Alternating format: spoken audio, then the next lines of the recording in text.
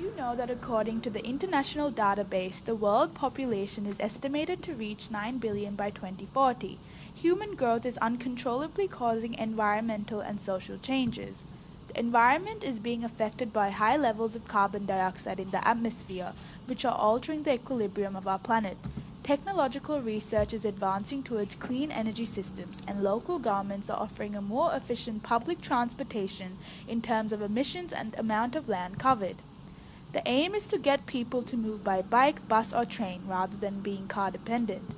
Inhabitants of metropolitan areas often live in the outskirts of the city and work very far from home. Which are the mechanisms that stand behind this delicate system? Adjacent land and presence of transportation attributes more value to land. In fact, transport gives opportunities for employment. However, this system is not considered socially sustainable since this division of land leaves low-income people cut out and creates an affordability gap. Land use, housing, and transportation influence social sustainability, thus affect equal opportunities. Did you know about the 2030 Sydney Plan? Green, global, connected. How does the City of Sydney intend to meet its affordable housing target in order to guarantee social equality? Affordable housing is housing deemed affordable to those with a low to moderate income. Sydney has a lot to work on this issue. In fact, a property in the city is averagely 5.6 times a household income, which is considered severely unaffordable by demographia. The graph shows affordability ratio in different countries. Let's see why, in New York, one of the most expensive cities in the world, houses are more affordable than in Sydney. Before 2014, New York, almost half of the population could not meet the cost for basic housing. By considering low income, those households earning 80% of average income, 1.2 million households would result as low income. 4% of them lived in overcrowded units and the 2% in unsafe housing conditions. In order to face the issue, a 10-year plan had been put in action in 2014. The aim was to achieve 200,000 affordable houses. Public housing in the US is coordinated and funded nationally and doesn't depend on state or local authority. The US prefers to act through public housing authorities in financing affordable housing rather than with direct grants. The government relies primarily on tools such as tax incentives to encourage private investment. New York has density and percentage of built land. It had only 42 square kilometers of vacant land.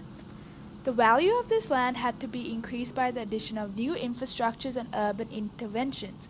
New York has found new construction solutions such as using land banks or infrastructure decking to offer new dwellings at affordable prices. Zoning was used as a tool to create density bonuses, allowing developers to build a denser complex of houses at the condition of including a percentage of affordable units. The strategy tried to reduce construction costs by reviewing regulations and introducing new technologies. The population is helped with grants and incentives on energy and water efficiency. The city uses liens to ensure owners repair and maintain the dwelling.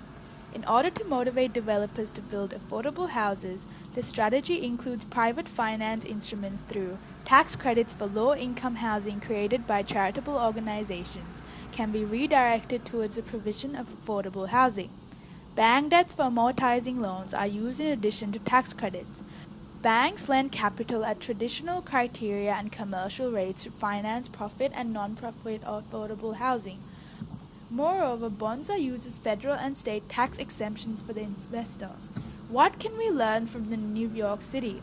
The Strategic Plan Number 8 of Sustainable Sydney 2030 is focused on community strategies. However, the plan lacks of details and consistency. It is not clear how the city will meet the ambitious target. The tax system is an efficient way to impose rules that drive the development of affordable housing.